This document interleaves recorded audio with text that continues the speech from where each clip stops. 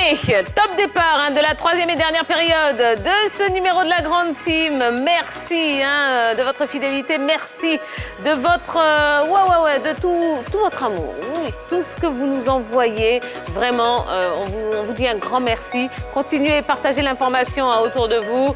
Dites à tout le monde de se brancher sur le canal 203, StarTime 740, la TNT numéro 3, ou encore de télécharger tout simplement l'application RTI Mobile pour ceux qui sont à l'extérieur de la Côte d'Ivoire, qu'ils soient en Europe, en Asie, ailleurs en Afrique, aux États-Unis aussi. On sait que vous êtes très nombreux à nous suivre.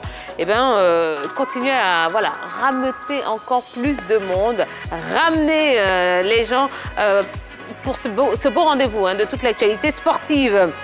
La grande team est toujours là, toujours en forme, messieurs, ça va? Oui, on s'échauffe pour le futur. Ah bah dis donc, il est temps de vous échauffer, Ballon. On est bientôt à la fin de l'émission quand même. Si vous vous échauffez encore, là je vais commencer à m'inquiéter. Mais bon, allez, on a encore pas mal de choses à vous proposer et on y va tout de suite pour l'actu.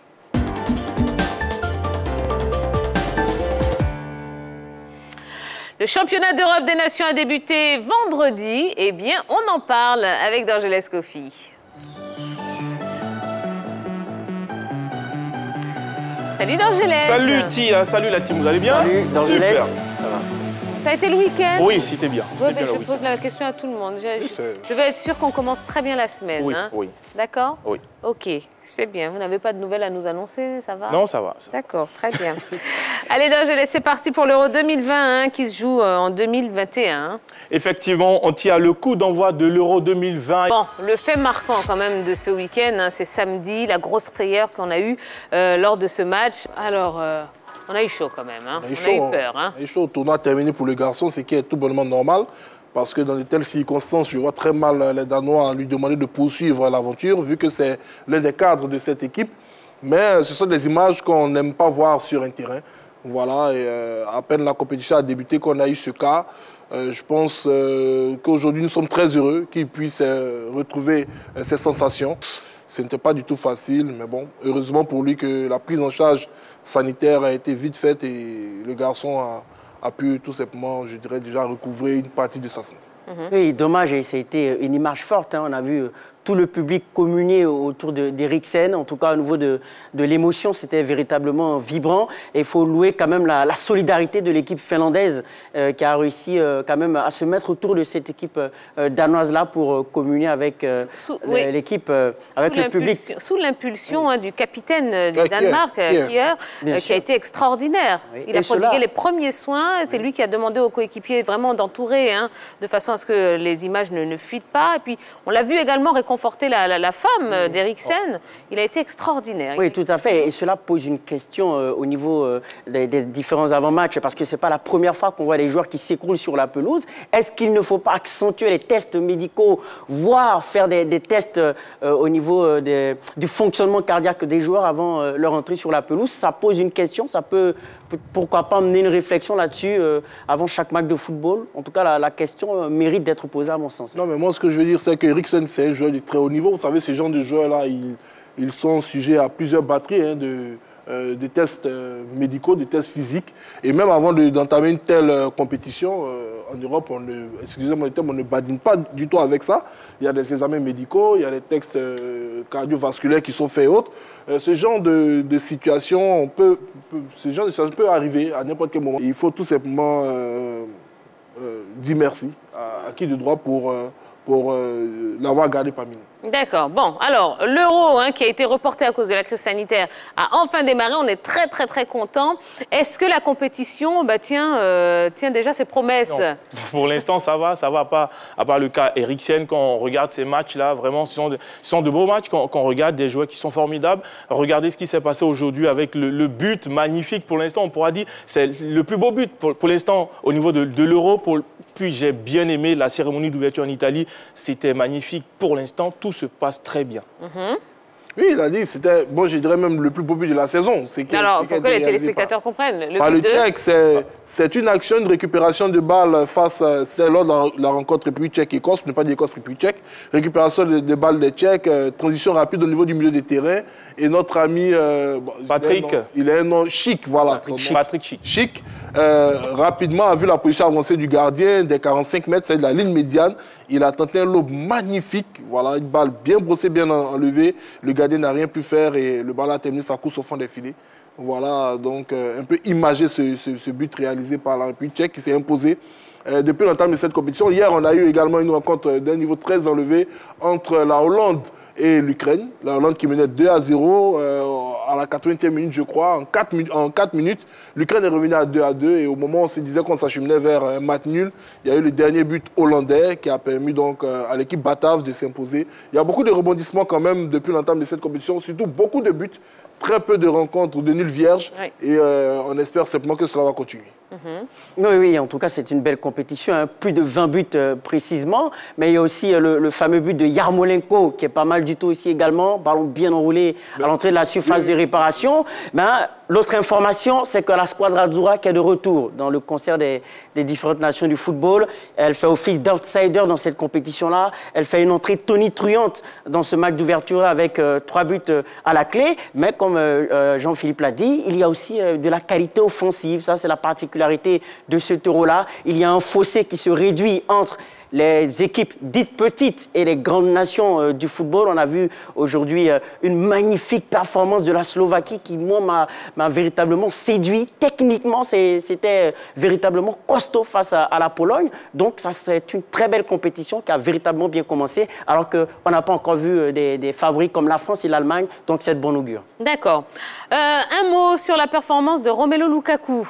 En absence de Eden Hazard, Kevin De Bruyne, c'est le patron de l'attaque au niveau de la Belgique. C'est lui qui porte l'équipe. Ses statistiques par rapport à ce match-là, c'est 3 tirs, 2 buts, 10e et 88e minute de jeu. C'est 17 passes, soit un total de 82% réussi, 2 tacles, 2 réussis, 7 duels, 3 gagnés, 4 dribbles, 34 ballons, 14 perdus. Il a été monstrueux dans ce match-là. Mais je dirais que tout simplement que le garçon est arrivé à maturité. Vous savez, c'est un footballeur qui a été très vite mis au second plan. Voilà, non, pas au devant de la scène. Parce que déjà à 16 ans, il avait le gabarit d'un joueur, disons, de 26-27 ans. On se rappelle, arrivé tout petit du côté de Chelsea. Et là, il y a eu les doutes. Rapidement, le garçon est rentré dans les rangs. Il a connu plusieurs prêts, où notamment il est parti à Everton, il a explosé Everton avant de revenir à Manchester United. Ça ne s'est pas trop bien passé pour lui, c'est-à-dire qu'il réalisait quand même des performances, mais on attendait toujours encore plus du garçon. Il s'est exilé du côté de l'Italie. Beaucoup de personnes se sont dit, ah, il va en Italie à un moment où, bon, ce n'était pas, disons, le championnat d'Italie qu'on connaît aujourd'hui avec l'arrivée de Cristiano Ronaldo et toutes ces stars. On se disait tout simplement qu'il part dans un championnat qui était en train de petit à petit perdre en vitesse du côté de l'Inter de Milan. Et on se rend compte aujourd'hui, avec ce qui s'est passé en Italie, qu'il avait fait le meilleur des choix parce qu'il a terminé champion d'Italie, il a terminé meilleur joueur, je crois, le meilleur joueur, meilleur attaquant du championnat d'Italie, l'une de ces 2 distinctions. Et au niveau de cet Euro, il revient avec la grosse confiance. Voilà, je pense qu'il était de prendre ses responsabilités aujourd'hui.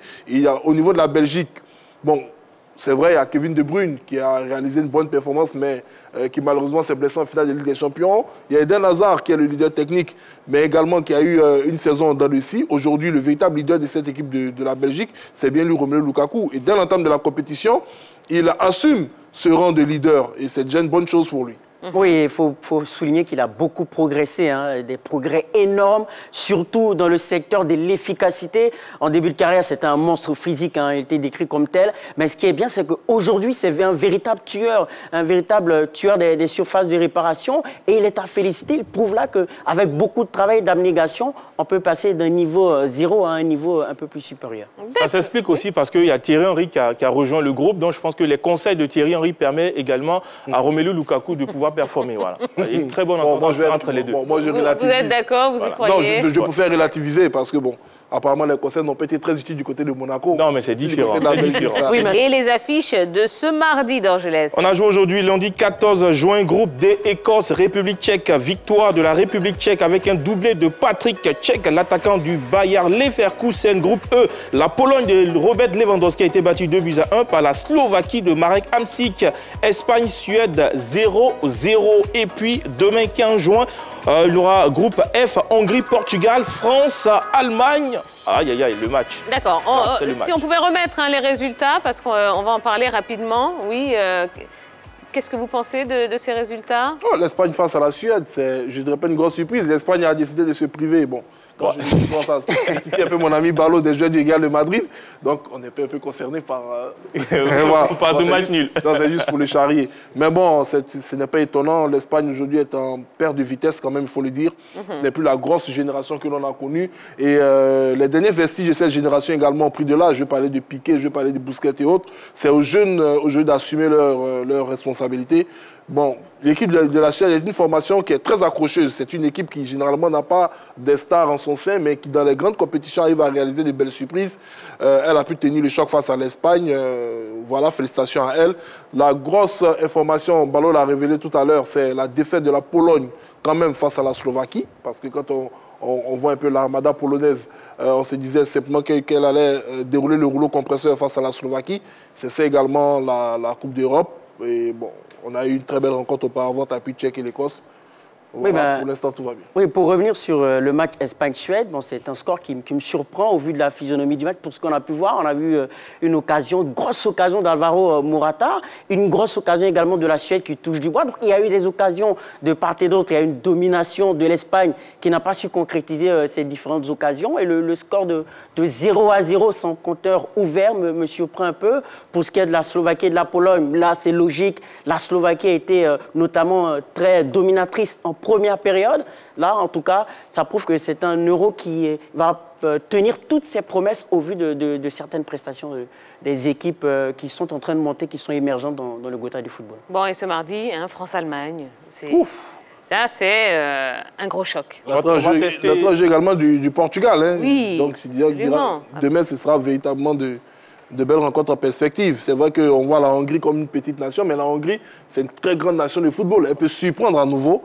Voilà, et France-Allemagne, bon, Rudiger a déjà planté le décor concernant cette rencontre. Il a dit aux joueurs français, attention, on ne va pas vous regarder faire ce que vous savez faire d'habitude, c'est-à-dire tous vos beaux gestes techniques. Ça va aller, on va se la jouer à la dure. Bon, on verra ce que cela va donner. Mais ce qui est intéressant, c'est que justement, la France a les qualités pour répondre aux défis physiques lorsqu'on a des milieux comme N'Golo Kanté, Paul Pogba. Donc, c'est une finale avant l'heure. Ouais, physiquement, Paul Pogba, mais pas N'Golo Kanté. Peut-être la récupération de balles que vont faire la différence les Français. Sinon, cette équipe de l'Allemagne, c'est une très belle équipe. Et puis, attention, si cette équipe, sur les côtés, joue son va-tout, moi, je pense que cette équipe peut mettre facilement la France en difficulté. Eh bien, on sera fixé demain. Voilà, merci beaucoup, Dorgelès. Je vous en prie, Tia. Allez, on va passer à autre chose.